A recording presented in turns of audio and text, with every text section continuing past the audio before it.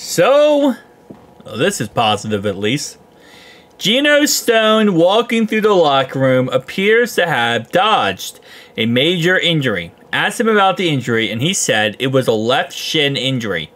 Has wrap on it, said the precautionary Aircast placed on it was because he told trainers not to touch it because it hurt. It'll be alright, says he played through much worse. So, again, you know, we talked about this before, but now we got the official, like, this is why he had the Aircast on it. This is why, you know, the whole situation went the way it did.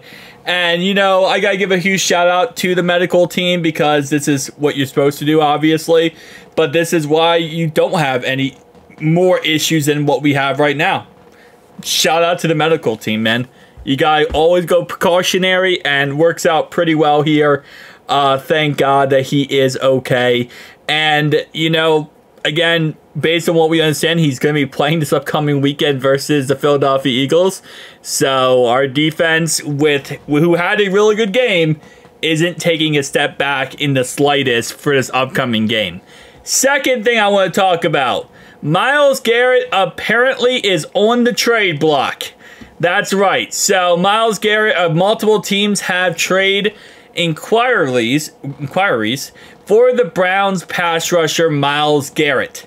I don't know if we're one of those teams. I highly doubt they would trade us Myles Garrett, to be honest. But hey, listen, crazier things have happened. You know, Mike Hilton used to be a Pittsburgh Steeler. James Harrison at one point went and became a Bengal. I would love more than anything for this to happen. Again, like I said, it's one of those situations where it's like, would the Cleveland Brownies potentially move on and send him to us? Now, if he does go anywhere, my assumption would be he's probably going to go to the Detroit Lions.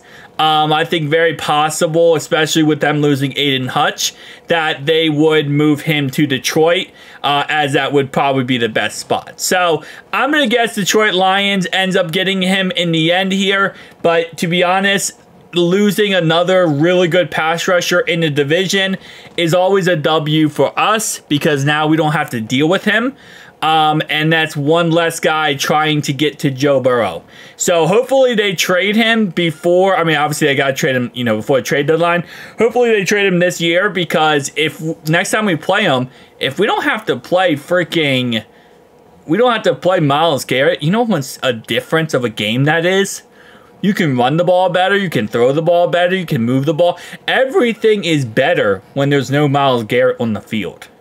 So, very interesting, but very happy if he does end up moving, even if it's not to us. Just him moving in general would be a cool, awesome thing. It is also White Bengal Helmet and Uniform Week.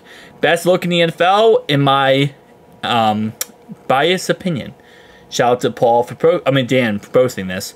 But yes, it is White Bengal Week. Still weird how our White Bengal Week is going to be against the Eagles. We have two. We have the Eagles game and we have the Browns game. Browns game makes sense. Eagles game, I don't know about that. But it is what it is, you know, kind of rocking and rolling. Again, like I said, hopefully everything works out, you know, for this weekend. We can continue this run of terror. As we already know that the Mike Cart is currently 2-0 and continuing down the line here. So, guys, tell me down below your thoughts and opinions. Let's make this guy a Cleveland Brownie to a Cincinnati Bengal. I don't know, that'd be kind of cool.